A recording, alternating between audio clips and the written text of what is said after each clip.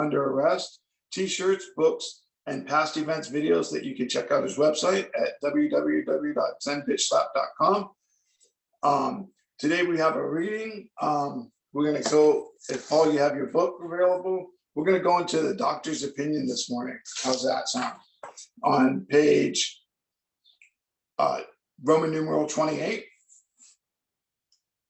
We're going to go to the bottom of the page on the last paragraph, if you're ready. And it goes like this. So Roman numeral 28, bottom of the page, last paragraph. Men and women drink essentially because they like the effect produced by alcohol. The sensation is so elusive that while they admit it is injurious, they cannot at times differentiate the true from the false. To them, their alcoholic life seems to be the only normal one. They are restless, irritable, and discontented, unless they can again experience the same ease and comfort which comes at once by taking a few drinks which they see others taking with impunity. After they have succumbed to the desire again, as so many do, and the phenomenon of craving develops, they pass through the well-known stages of a spree, emerging remorseful, with a firm resolution not to drink again.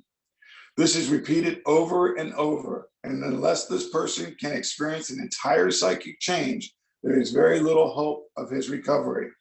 On the other hand, and as strange as this may seem to those who do not understand, once a psychic change has occurred, the very same person who seemed doomed, who had so many problems he despaired of ever solving them, suddenly finds himself easily able to control his desire for alcohol, the only effort necessary being that required to follow a few simple rules.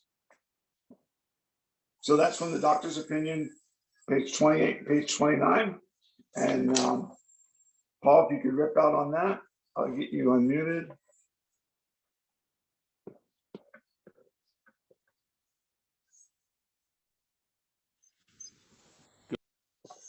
Oh, try one more time, Paul, please.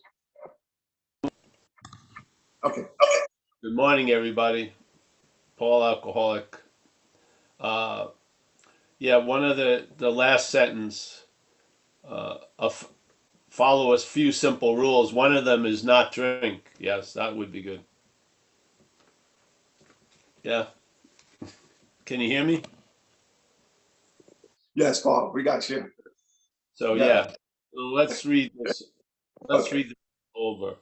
See, the way I get what it said, prepare to look at this from a radical new angle. Well, when I hear these descriptions, it feels like something is inhabiting the space you think you fill, yeah, and something has its own agenda, and it's using you to fulfill its desires of expression and everything else, hiding itself in plain sight through the act of being identified. Yeah. So, and that's what happens when that psychic change occurs, and that there's been a shift in that which was playing God is now being impeded by something much more powerful than it. We call it the higher power.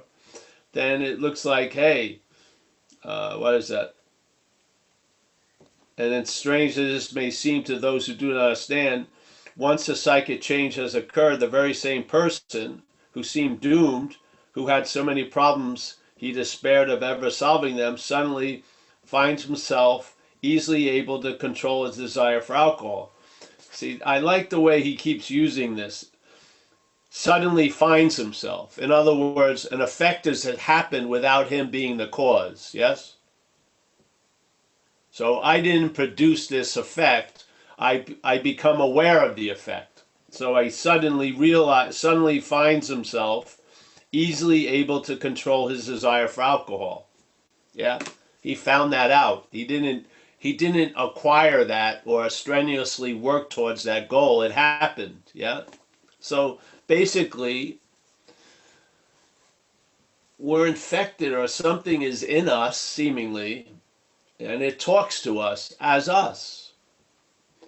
And it wants to lead us to fuck its own idea of surrender, to the point where we'll hit a point where I'm willing to pay any consequence tomorrow not to feel uncomfortable now, basically. And we drink and get loaded, and then down the road, some people never do, but then some of us come to our senses, and now the guilt and remorse now overweighs us, and now we're under that avalanche. And of course, we want to get out from underneath that, so it gives us another solution. Well, have a drink, and there we go again. And this thing just keeps reinvigorating itself, and there seems to be no human power that can stop it. Yeah. Surely not us. So the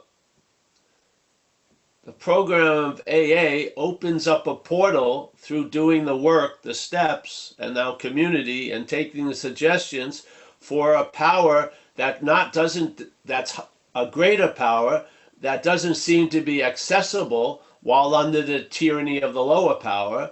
By submitting ourselves to this program, that portal opens, and the grace of that higher power gives us a daily immunity to that first drink, the insanity that precedes that first drink. And then remarkable things happen. Yeah. By having that new employer, we get placed in a position of neutrality with no thought or effort on our part. The problem doesn't exist for us. That kind of stuff. Yeah. So there's Paul. Paul was there as an active addict, and Paul seems to be there in recovery. What happened? Did Paul change so much? No. Something in Paul, or seemingly appearing as Paul, got altered. Yeah. And a lot of it was a dropping off. And now the Petri dish has been shifted from acidic to alkaline. And now our life isn't producing resentments and anxiety all day. It's producing compassion, the spirit of service, yeah, the ability to enjoy peace of mind. All of these are possibilities, but they're based on the Petri dish we're in, yeah? Truly. If you're in an acidic Petri dish, certain things are going to thrive in that condition, and other things won't. And the same conditions arise with the alkaline. Certain things thrive in that atmosphere, and others don't. Yeah. So perhaps there's this better way of trusting the infinite rather than finite self. So let's tell the truth about the faith in finite self and where it has led us, and what happens when we live by that faith, or that self will run riot. Yeah. And to have an honest assessment by doing the fourth step to see our role in things. And hopefully when you see your role in things, you'll see self's role in things, as the term they use in the book, self.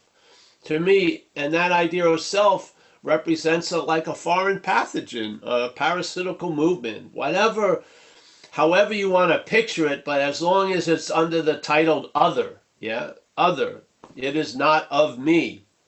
Because the real root of it, what allows its defeat to continue, is the act of being identified as it. Yeah? The parasite has convinced the host it's the host. I mean, it's incredible. So even your desire or dreaming to be free includes the parasite. You want to be free as self instead of free from self. Yeah? That's fundamental, isn't it? If all of your movements or expressions could be put in two categories. One would be trying to be free as self, and then recognizing and being free from self. Yeah? Trying to be free as self, which is an impossible fucking mission, or being free from self. Yeah? One is more of an expression, one is more of a way of life, the other is like a never to be successful Don Quixote fucking mental trip. Yeah. One is bondage. Freedom for self, the pursuit of freedom as and for self is bondage of self. Yeah. It's bondage of self. So there it is. Perhaps there's a better way. I didn't know I had faith in finite self. Yeah, that's why you're fucked, probably. So now you see the faith in finite self, and you see what that faith did when put in finite self. I live in a huge world of false evidence appearing real all day. Yeah, I have to go out in the back and milk resentments that are 40 years old because I have no sense of me without having these stories about how I became what I am. Yeah, I mean you're feeding. A resentment does not have a 40-year life expectancy. It's only when it's domesticated by us and calls my, then it can live for as long as we live. That's freaking insane. Yeah. And most of us, what we call fear isn't fear, it's mental anxiety. Fear is derived from a valid emotion. Yeah, that usually when we're well balanced is triggered when there's a real threat, not a made up from 2024, but a real threat right now. Yeah, and usually when you're in a real situation, there's no thought in there. When I was in the water and I noticed that shark, I wasn't thinking a lot. The fear came over, and then there was adrenaline, and I tried to swim as fast as I could. Yeah, I wasn't thinking, oh, there shouldn't be a shark here. Why is that shark here? None of that. It was just, yeah, this anxiety. Yeah, we're in the habit of being anxious. Yeah. We're provoked into that state so easily. One thought can do it for some of us. Before, it would have to be a pounding story for a few days. Now it's like one thought. Wow, and we're getting like, these people who are doing microdosing of LSD and shit, and other drugs. We're doing microdosing of electrocution. We're electrocuting ourselves a little bit all day. It's like 45 appearances of the boogeyman every day. It's like we're a wreck. Yeah. Who wouldn't want to get out of that? But you can't get out of that as that. It just promotes the whole freaking loop. Yeah? Until the remorse and guilt gets so bad, you may take a life. You may take your own life. Yeah? You can't bear it anymore. You can't bear being sober because the remorse and guilt catches up to you, and you can't bear being drunk. Yeah? You're in a big pickle. And some people get moved to kill themselves. And there is and was a solution. There is and was one then. Yeah? But if you keep calling it you're going to go down with the ship. Yeah? When you could have jumped off the ship. Let the ship fucking sink. But if you're identified, you're going to go down with the ship. When it's sinking, you won't be able to, the possibility of being free from it or being able to jump off it won't come. It won't be available. You'll go down with the ship. Jesus, so, yeah. Perhaps there's a better way. That's the only way, in a way, of recovery, which is trusting the infinite. But first, you got to tell the truth about trusting the finite. Yeah? We've got to see how this condition is sustained, where even when we get sober from drinking, we're not drinking anymore, the disease is still thriving in us. Yeah? Yeah? We've taken away its seeming fuel, alcohol and drugs or whatever, and yet it still keeps thriving. Yeah? We have to see the nature of the wrong. The nature of the wrong was not produced by drinking and using. It was amplified by drinking and using. It was not produced by drinking and using. Drinking and using was a way of trying to get out of it, really. Yeah? Yeah. So, yeah. I'm so happy to be here because because I'm here, really. That's basically it. My day is already mapped out, so I just show up. So, Well, I don't see any hands up right now at the moment, but I just have a quick question about like the last part that you said, Paul, and that was that the drinking and using amplified it, okay, and that it wasn't produced by it.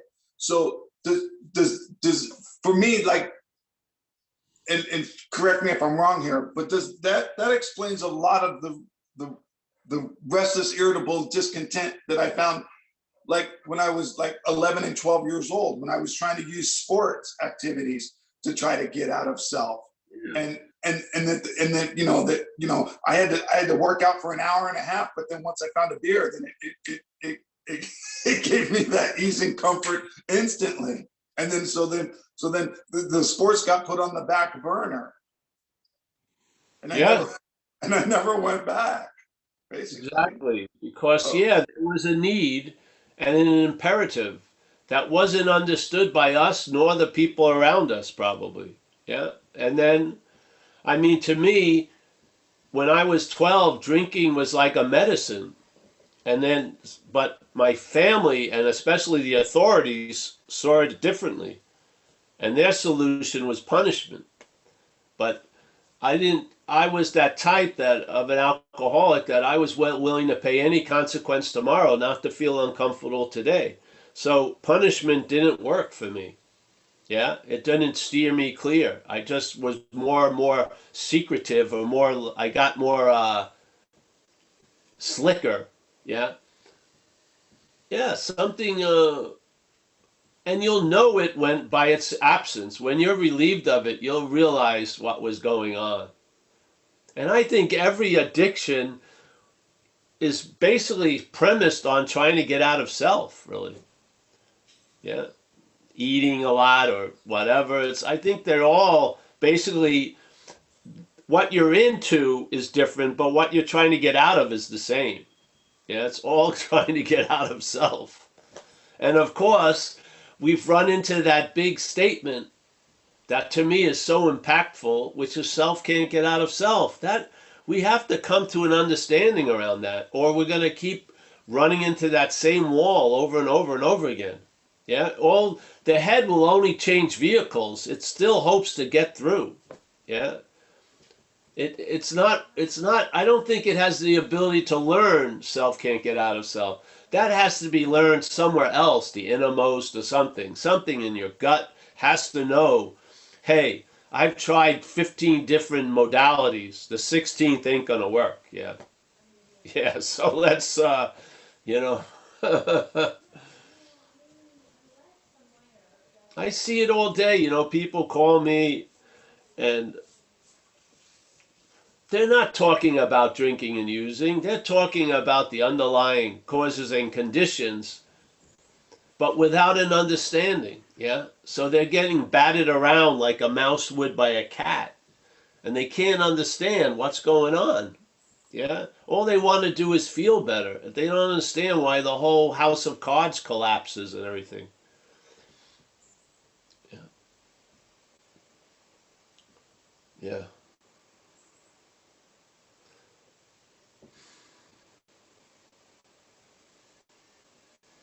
Yeah. I would say the mental state obviously has an addictive quality. You can see it with technology now, and the absorption in the screen with people.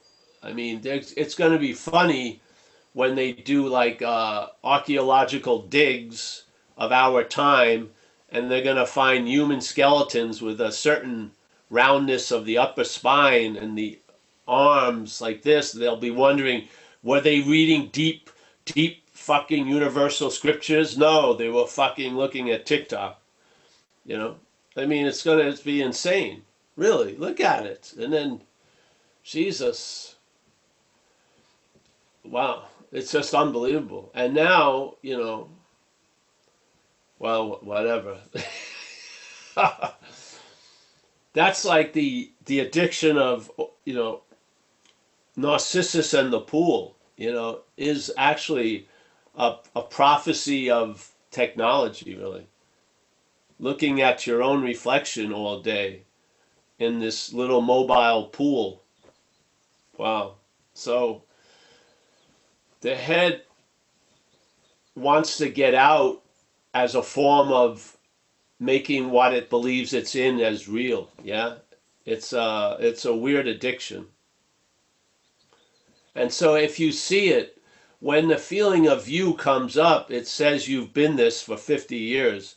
You're never in the act of becoming Joy or Mike or Paul.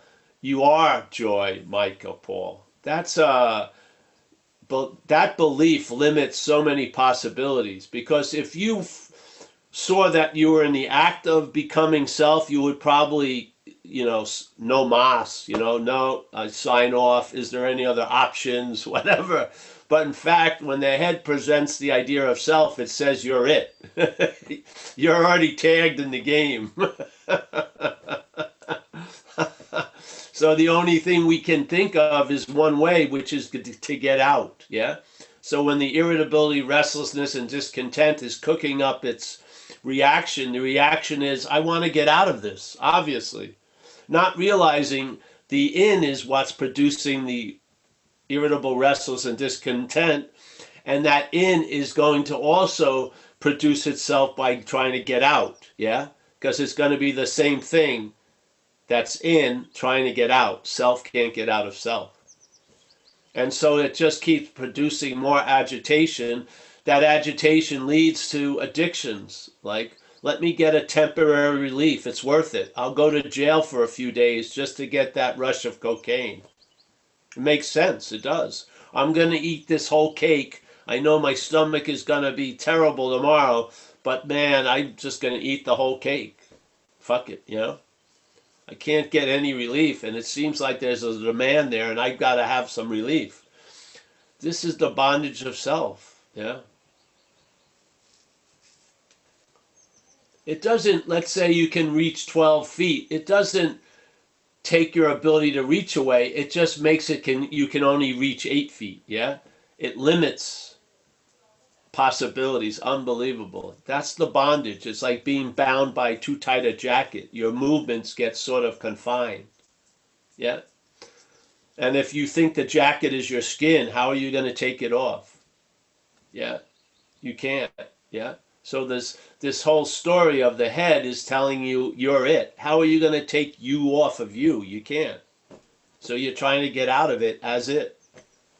That's the bondage of self. It's happening before you get sober and after you get sober. Yeah? Yeah. I feel, at least to get clear or to hear a possibility, because, this may be a radical way of looking at it, but the umbrella of recovery is big enough to handle this radical way of looking at it. Especially when it's based on a statement by the writers of the big book on page 64. I mean, seriously. We're not coming out of the Urantia book or something. It's big. It's right there on page 64. Being convinced self is what has defeated us, manifested in various ways. You're telling me you're an AA member and you're not convinced of that? I could dispute you. Instead of having everyone disputing me, I could dispute these people pontificating for 40 years, and they're not in that condition of being convinced that self manifested in various ways is what has defeated us. They're not clear about it. Yeah? So burn me at the stake. I'm fine. Being convinced self, there isn't that self or whatever. It's self. It's an idea.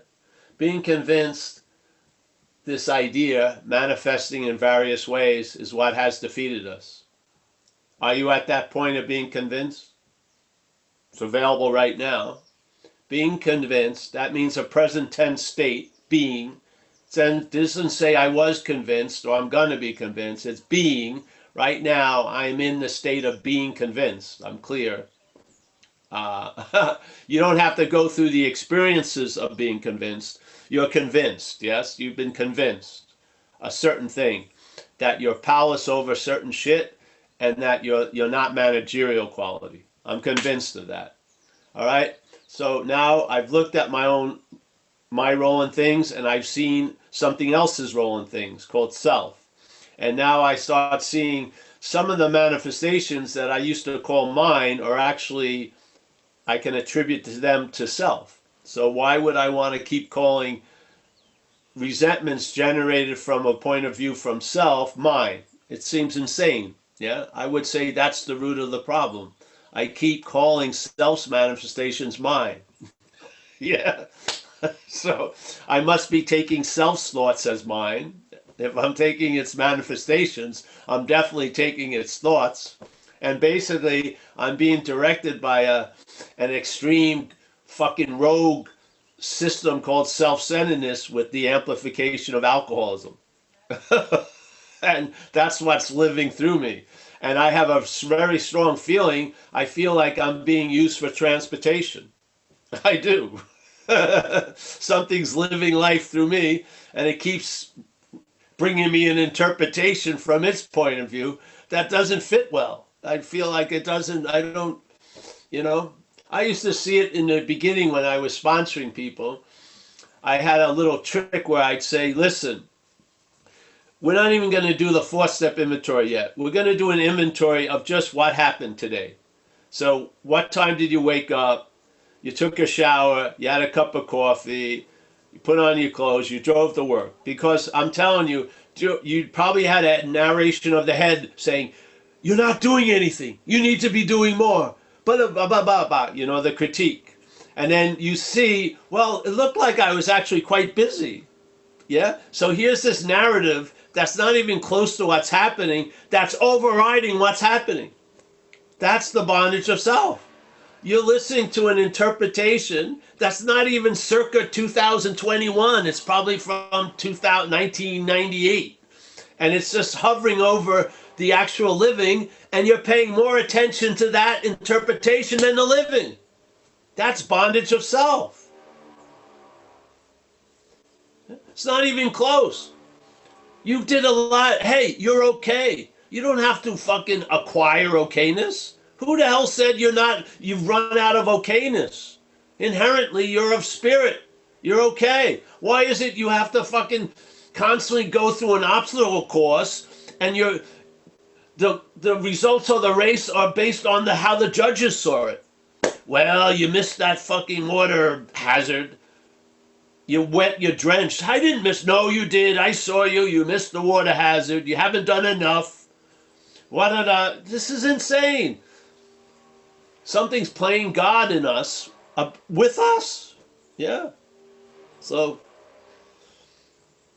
yeah.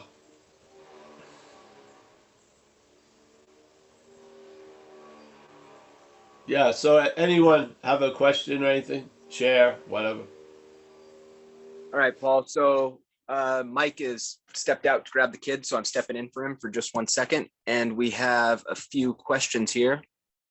First up is Bev. Bev, I'm asking you to unmute. Yeah, hey everyone. Good afternoon or good morning, depending on where you are. So I'm a little under the weather today, and I just have to say hallelujah because it kind of reminds me of how I used to feel when I would be supremely hungover, and I'm just so glad I don't ever have to feel like this again, at least of my own doing. So that's a big hallelujah. But anyway, that wasn't my question. Don't really have a question, but Paul so eloquently already answered it all. I just have been finding the last few days, maybe even longer, and maybe that's even why I'm sick right now. It's like the old employer started moving back in, like so without my knowing it. And oh my gosh, it's just horrible. I mean, I don't it's like it makes me want to run out of my head even worse. You know, it's like when you go back to doing like the drinking and everything, and you like pick up where you left off, except, you know, you're not any better, you're worse. I mean, I've heard people say that. It's just, it's like that. It's like when you go back under that old employer, it's like it's so ramped up that you almost feel like you'll never get back out. Not that, I don't know. And like I said, I'm not feeling really well today, so that does make my head go a little bit south, or my whole being seems. But anyway, I mean, you kind of answered already some of the stuff that was going on in my mind before I even spoke, and I forgot to put my hand down. But I'm not drinking, so that's really great. That's all I wanted to say. Thank you so much, Paul, and everybody else for showing up every Tuesday and Thursday here for me and everybody else. Thanks. Thanks, Bev. And actually, that's a huge deal that the basis is not drinking than drinking. So it's huge, really. And the beautifulness of it, it becomes normal, which the head doesn't seem to think that's great, but it's really great. Yeah. A whole new normal is set up. Yeah. And when, you know, if you feel like you're outmatched and stuff, when you're feeling better, the service is always a nice way of pulling the attention out of that orbit and let it go somewhere outside of this. Because we have strong energy, and it's sort of like when I was a kid, I'd be interested in looking at that bug, and so I get my mother's magnifying glass. I had no idea of location of the sun, and the sun was coming over my shoulder, so I was looking at the bug. I burnt it to death, yeah, because the light was getting magnified going through that. Well, we're like that. That's what part of obsession with self is, a magnification, yeah, of interest and attention stuck on one object. And that doesn't do, it's not a healthy condition, yeah. So that's why there's so many skillful means in recovery offered, like, you know, serenity prayer, stuff like that, just to try to break that momentum and let that attention get, you know, sent somewhere else. Yeah. And so, because what the attention does brings back is a possibility of, you know, I would think all of this concaveness was about promoting Paul, but it actually doesn't. Yeah. So you start realizing you're feeling better when you've lost yourself, when you're not the topic of conversation inside all day. Yeah. And so you get free samples, and hopefully those grooves become habits. So now the interest and attention isn't in a set orbit. Yeah. It's here and it goes out all day. Yes. Enriching the day instead of enslaving. Yeah. So, Well, there was an interesting, I went for a walk yesterday, and I was just thinking about how, you know, I'm just like surrendering, like almost with every step. It's just like I'm feeling like I'm shedding or trying to shed some things as I'm walking, and you know, that focus is on me. I could feel it. And when I got back to my car, my phone had an email on it. It was from the lady that is a secretary at my home group, and for some reason the email was just sent to me, and she asked if I would be interested in talking to somebody that she had been contacted. And I'm not in the program yet, 6 months, I'm close, but I was so afraid. It was like, I'm not work, I can't talk to somebody as a sponsor. I can't do that. And it was like something came over me and said, well, this is when you're supposed to trust, right? yes. Like, Yes. you're supposed to trust. Maybe this lady needs you to call her. So it was so strange. It was like I didn't even have to do anything. There it was. I mean, it just happened while I was not even looking. And I get back and there it is. And so I did call her, and I mean, the ball is rolling, but it forced me to just step back out of the picture, like I know I can't do it. I know I don't know what to say to this person, but it will come out. It will come out of this somehow. I just know it, whatever words she needs to hear. If I just don't think about it and just get out there and get it off myself, like what you're saying. And I'm just so thankful. I'm so thankful for everybody in my life right now, all y'all and my home group. And you That think becomes it's more the just better. norm, but that will become more the norm, all that. The intuitive thought, this, that. That's why it's healthy, in most cases, to say yes to the invitations of recovery, because Yeah, it isn't about you. That's the point. If you're willing to show up, something will use you to do what it wants to do. Yeah, I've been living under that theme for 30 something years, doing, being asked to speak and stuff like that. I've shown up at every talk because I've never shown up, to tell you the truth. Yeah, because if my ability to speak was based on my conditions and circumstances, I would cancel quite a lot. Yeah, but it isn't. That's the good news. yeah. Yeah. So yeah, Bev, you're gonna have tons of that stuff. It happens. Everyone in recovery uh, starts seeing the divine coincidences starting to appear, and yeah, you just have eyes to see the dance steps. Yeah, yeah. So, but I have to add one more funny thing is that the next day, today, I got an email from the same lady that said, "Oh, that email was supposed to go to everybody in the group, Yeah, but it just came to yeah, me." yeah, exactly. This is what Oh, it was I so mean. funny. This is, like what did they say? It's God's way of staying anonymous. It just, yeah, Yeah. keeps, yeah, yeah, Anyway, thank you, Paul.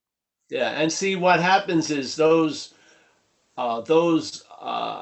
recognitions and demonstrations produce an intimacy with that which can't be seen, so to speak. Yeah, you start having a real sense of it. Yeah, it's awesome. So great. Thank you. Thank you.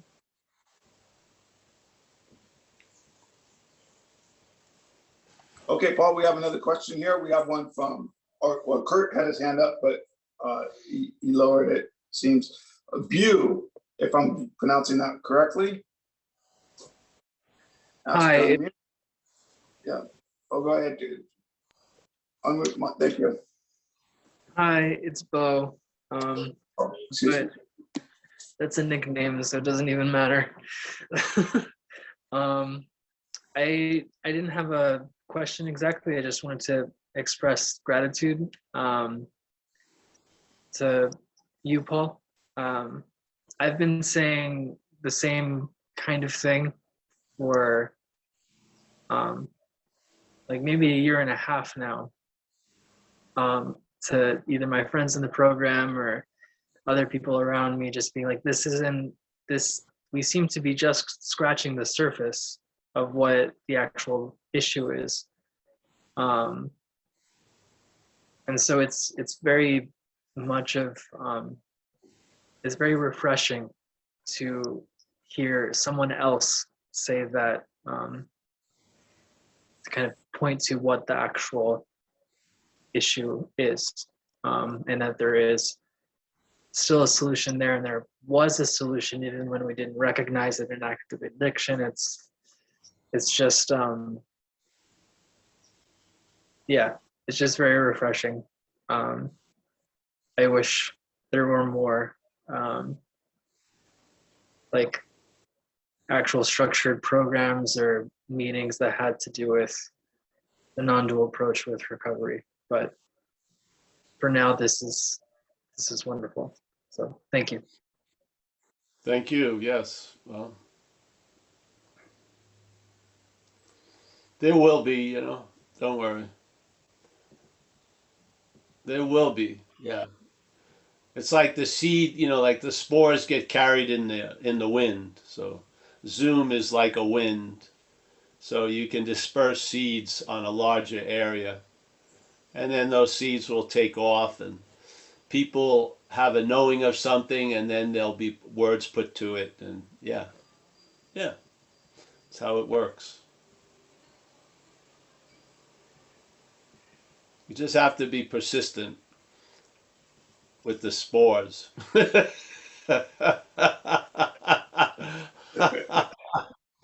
Yeah. Yeah. It's awesome. Thanks, bro. All right, we have another question here from Nate. Nate, I'm going to ask you to unmute. All right, where is Nate? Yeah, I'm right here. Hey, Paul, everybody, Nate, alcoholic. Paul, haven't seen you in a few years. Used to see you quite often. My first time tuning in. I'm not exactly sure about the protocol here, but I do have something that I wanted to speak about in relation to, being convinced. I've been sober long enough, sponsored enough, guys, have a sponsor myself. Yeah, I'm convinced. Okay, manifested in various ways. So what I find is that even though I'm sober, even though I have recovered, I don't view myself as a recovering alcoholic. I view myself as a recovered alcoholic. Self-manifested in various ways still pops up. Like self hasn't been entirely defeated out of my thorough existence. So in the book and with sponsors, I'm taught to pause when agitated, right? When these things come up, when these feelings come up and immediate reactions come up. And I wondered if you could talk just a little bit about the process of the pause and how getting to that point can lead to what I've heard you say as being a constant state or living in the pause. I don't know if that's something that you would talk about here. It's something that came up for me as the reading and listening to the shares today. So however you want to take that, I appreciate it. And it's good to see you and to hear you. That's all I have. Thank you. Thanks, Nate. Nice to see you. Yeah, the pause is something that most people in recovery are familiar with. It's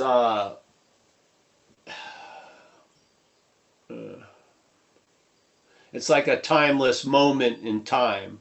Yeah, so that pause, I would say, is our nature.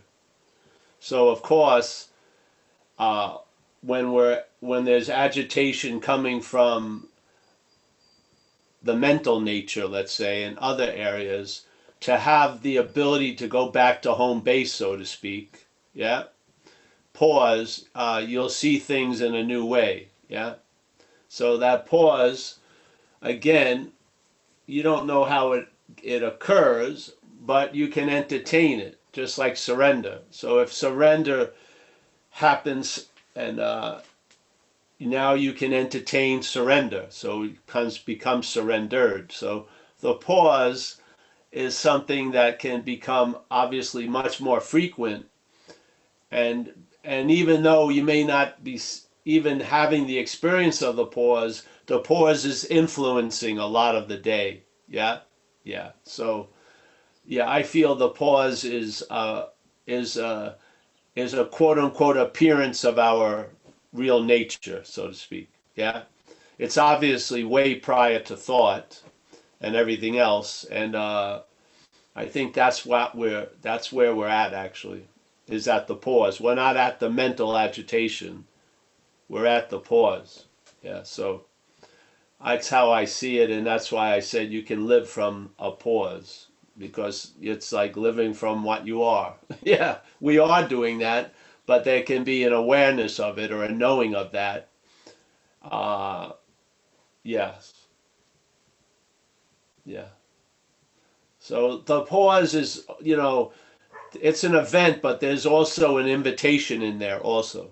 Yeah, it can lead to a lot of other, like a stabilized pause. Yeah, yeah, because you get a little bit of the pie. It's the same ingredients of the whole pie. Yeah, so yeah. I really have an intimate thing with pause. So I think most people in recovery, and you could say I'm recovered and I'm in recovery. I'm always recovering, but I'm recovered is the thing. Yeah, that's funny. But yeah, I feel the pause. If it hasn't happened in a way, it will if you stay with the program. That's for sure. I mean, that's the sort of, in a weird way, that's one of the revelations of the spiritual awakening. Is you awaken up, you awaken to the pause as the pause, so to speak. Yeah, yeah, yeah. So it means a lot. I'm sure it does for most people in these squares. Pause has a lot of meaning to me. A lot of sense feltness. Yeah. Before there was no option. It was just full steam ahead. Yeah. Something came up. There was a reaction. Rush to fucking doing something. And then, then you're on the consequential level. Then you're trying to duck and avoid the shit hitting the fan. Fucking yeah.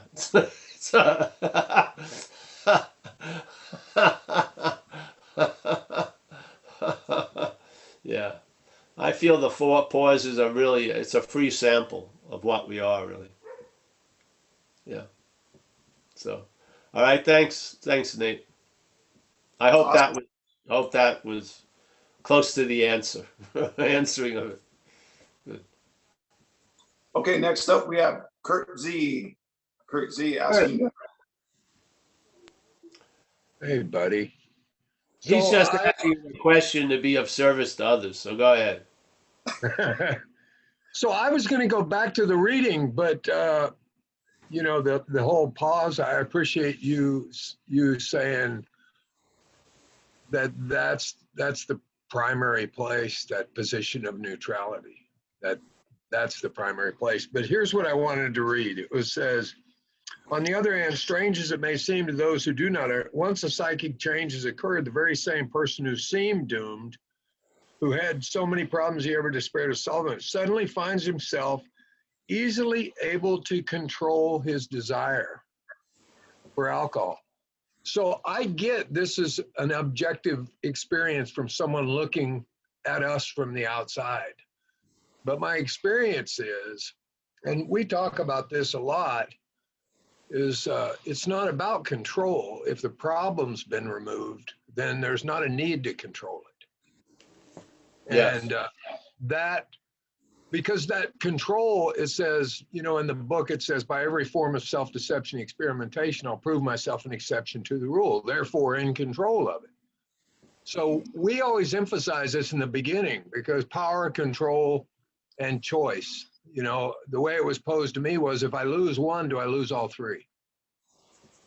And so it's interesting, you got Silkworth who's looking at it from the outside, but the subjective experience is when you realize, oh, and I'd even say this back to Nate's thing, when you say recovered, it's like, well, yeah, you're not doing battle with it anymore. You realize it's been removed.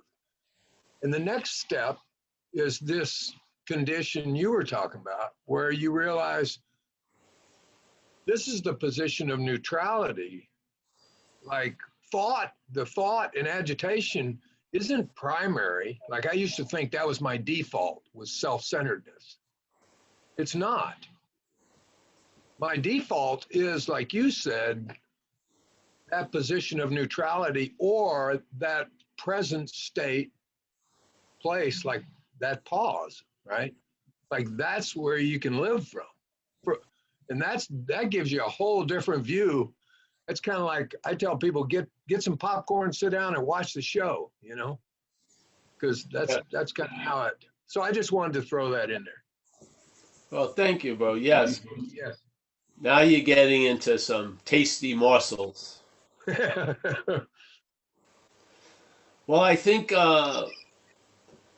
you know, they wrote the book, and of course, no matter how many ways they said it, people were sort of disguising the fact of powerlessness. So that feeling of having some control return was maybe a goodie they threw out. Yeah.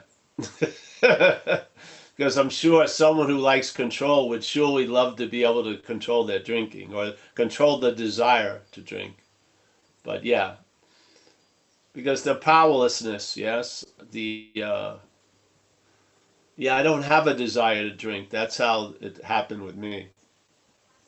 But I've been fortunate because I got struck that way, and I never had a strong or have had a strong desire or a thought to drink or use for 33 years. So it sort of ran its course. I wasn't dead after the race was over, so I got put into a new race. But so far, the act of addiction had run its course, man. Thank God. That's why I say, man, hopefully you're done before you're done, meaning dead. I hope this is done in your life before you're done, so that you can have a new life. Yeah. Fucking far out. Yeah, I think the spiritual awakening is, in a way, is you've been awakened to the idea that there's something prior than thought and this and that, and so you can live from there, which we are at all times actually, but we think we're up in the ass of self, but you can actually be conscious of living from there. So yeah. Yeah. Thanks, Paul. Yeah, that pause is like a huge space, really. Even though it may seem it only lasts for a second or two. I used to say, instead of asking the genie, you know, for 3 wishes, ask for 3 pauses. If you had 3 pauses, if you looked at your whole life would have looked different. Yeah? If there was just a pause, like before I got in the car and drove to that bar and got run over by the car. But most of my life was bereft of pause, and then now it's based on pause. That's pretty cool. Yeah, yeah. Pause is a huge potentiality, even though it may not seem to last long. A whole life could change in there. It's like almost like a maelstrom of possibility. I feel it's super still, but there's a lot of possibility there. Yeah. Yeah, so I feel everyone has that. If you've been in recovery, you've probably witnessed or experienced pause, and that's, you know, just like we sincerely experience the pause, then we get established in the pause, you know, in a way. Yeah, yeah. It's nice to see life from before thought, for sure. That's an upgrade, a huge upgrade. If I see life after thought, I've gotten a very empty interpretation that's got me really pissed off usually, and resentful and feeling I haven't got what I deserve and shit like that.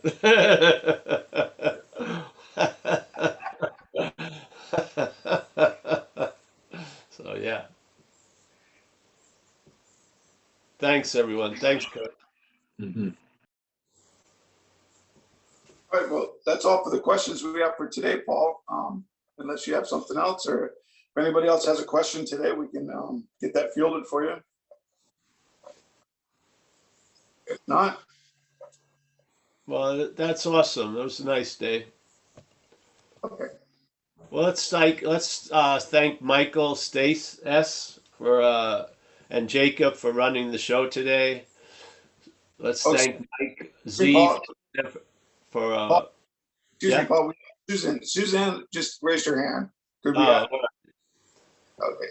she's just gonna try to bother me. All right, Susanna. Sorry, Paul. So really quick question, hopefully with a short answer.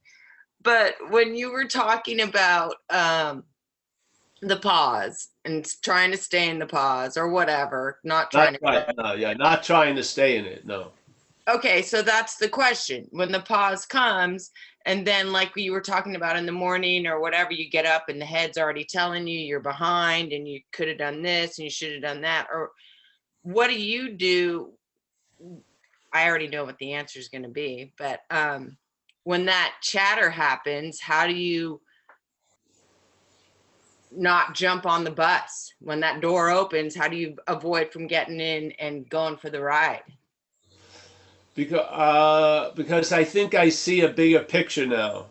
I see the sky in the background and the bus. And maybe my head says it gets on the bus, but I don't think I've left the sky or the background. No, literally. Yeah. So my head says a lot of shit. It proclaims I'm somewhere that I'm not, and I'm doing something that I shouldn't, that I'm not, or whatever. Yeah. So basically, it wants me only to see the bus, the interior of the bus, so then I believe I'm on the bus. But, you know, there's always windows, and you're always seeing the space. And so the performance comes and goes. Yeah. It looked like I got on the bus, but it pulls off, and I'm still here. Yeah, and it's on and on. And so after a while, thousands of repetitions of seeing all the stuff, you get established in certain conditions. So, I yeah. also want to say thanks. I really appreciate this format. And like someone said earlier, I hope we get to do more recovery meetings like with this base to it and this flavor, because it's huge, huge. And I appreciate you, Paul, immensely. Thank you. Well, I appreciate you, honey. Yeah, and you know, like today, I woke up before when I would be resting and the head was going off, I would think the head going off was negating the resting.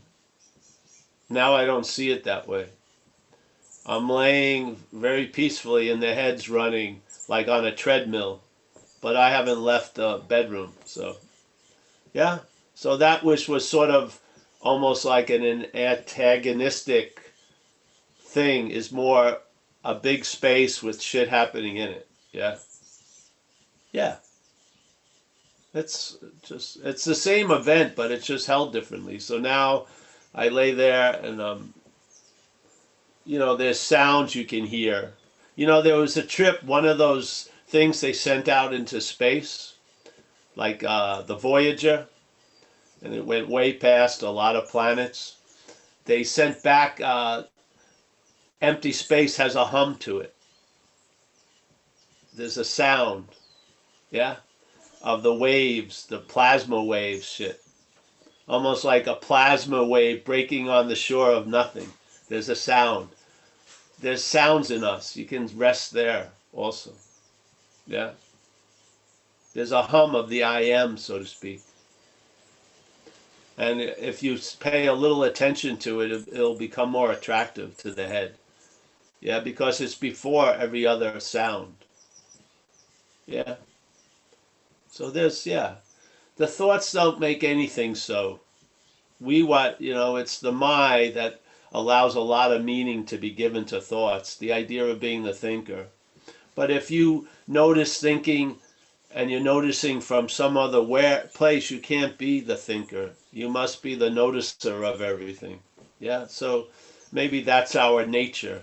We're more of a contextual thing, not all the particular shit going on. I mean, maybe we're like a big sky that allows whatever happens to appear in it, but ultimately is not affected by any of it. Yeah, I would say we're more like that. Yeah. Or the Course in Miracles says, you know, your attack thoughts are attacking your invulnerability. So you're truly untouchable, so how can you be attacked? Yeah. So yeah, that kind of spirit, I think, gets it's almost like a slipper that gets well worn, you know? You wear these ideas, they start becoming what they become you, so to speak, and then you live from there. Yeah. Yeah. So thanks, Susanna. Always a pleasure to see you. Yes. Yeah. This message is getting out there. It's going to be available. Yeah.